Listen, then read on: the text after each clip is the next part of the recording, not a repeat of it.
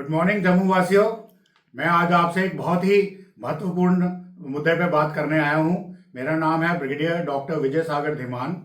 कल हमारा प्रथम चरण का मतदान हुआ और मैं सबको बधाई देता हूं कि आपने 60% से भी ज़्यादा मतदान किया। और उसमें भी अगर हम देखें, आंकड़े देखें तो डोडा के लोगों को, किश्तवाड़ के लोगों को और रामबन के लोगों को और भी बधाई देने की जरूरत है, क्योंकि यहाँ पे 80% तक की फिगर्स को टच किया गया। ये एक बहुत ही अच्छी बात है। परंतु अभी आगे अगले 2 चरणों के मतदान और हैं।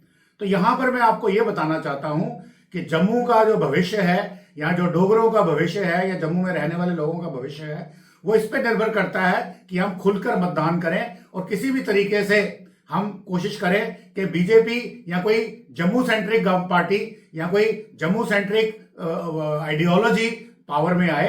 अगर वो ऐसा नहीं हुआ तो हमारा काम तमाम हो जाएगा इस बार। अगर कश्मीर सेंट्रिक पार्टीज आती हैं, गवर्नमेंट बनाती हैं, तो मैं आपको यकीन दिलाता हूं कि हमारी वो दुर्दशा होगी जो आप इमेजिन में नहीं कर सकते। और यहां आपने ज्यादा से ज्यादा आके मतदान करना है और साथ में जम्मू सेंट्रिक पार्टीज को जिताना है। यहां मैं आपको एक स्पेशल अपील करना चाहता हूं, मैं अपने कश्मीरी भाइयों से, जिनको 1990 में 7वीं बार कश्मीर से निकाला गया। और यहाँ पे कुछ कश्मीरी आइडियोलॉजीज के कुछ लोग हैं जो कहते हैं कि हम इन चुनाव का बहिष्कार करेंगे। तो मैंने उनसे पूछा कि आप बहिष्कार क्यों करना चाहते हैं, तो उनका आर्ग्यूमेंट बहुत वैलिड था। वो कहते हैं हम अगर चुनाव मतदान करें तो किसको करें, तो हम उसी को करें जिन्होंने हमें बाहर निकाला, जिन्होंने हमें खदेड़ा वहां से, हम उसी को वोट करें। क्यों करें, उनको क्यों लाए हम गवर्नमेंट के अंदर।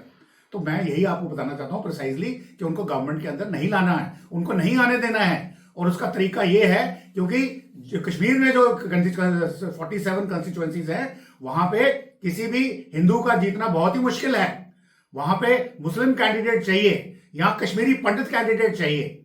और अब आपने अभी तो खैर नॉमिनेशन आपने भर दिए, बट जो लोग कश्मीरी पंडित खड़े हैं, इंडिपेंडेंट खड़े हैं, या किसी नेशनल पार्टीज या बीजेपी या उनके समर्थक पार्टियों के साथ जुड़े हैं और उनके साथ उनके समर्थक हैं, उनको जिताइए। आपको मैं एक छोटा सा एग्जांपल देता हूं। 2008 की इलेक्शन के अंदर हब्बा कदल से जो जीते थे एनसी के उम्मीदवार, उनको सिर्फ 4000 वोट मिले थे और 4000 वोट मिलके वो एमएलए बन गए थे। जबकि वहां कश्मीरियों की पुराने सेंसस के मुताबिक, आज तो ज्यादा होगा, 16,710 वोट कश्मीरी पंडित के थे। परंतु जो बाहर थे, माइग्रेंट कैंप्स में थे, रेस्ट ऑफ इंडिया में थे, जब उन्होंने अपना वोटर रजिस्ट्रेशन कराना था बूथ के ऊपर, तो केवल 6000 जनों ने उसको रजिस्ट्रेशन कराई, 10,000 कम हो गए। उसके बाद जब वोट डले तो केवल 2000 कश्मीरी पंडितों ने ही वोट डाला।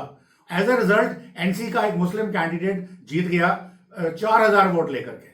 तो इसको अगर इस गणित को आप अगर समझें और कोशिश करें कि अगर आपने रजिस्ट्रेशन नहीं की है उसकी जरूर करें और वोट डालें। और किसी भी कैंडिडेट को, जो मान लो अगर मुस्लिम कैंडिडेट खड़ा है, अगर वो बीजेपी का कैंडिडेट है, उसको जिताएं।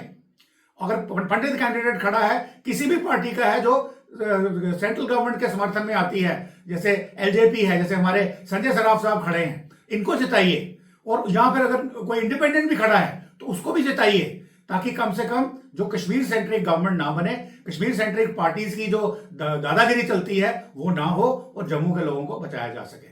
तो मैं आपसे अनुरोध करता हूं कि आप ज्यादा से ज्यादा वोट करें, अपने वोट का महत्व पहचानें। क्योंकि अगर बाई चांस, मैं फिर से दोहरा रहा हूं, अगर कश्मीर सेंट्रिक पार्टीज पहले की तरह, डायनेस्टीज पहले की तरह वापस गवर्नमेंट में आ गई, तो आप लोगों का जो थोड़ा बहुत अभी बचा हुआ है वो भी खत्म हो जाएगा। जय हिंद, जय भारत।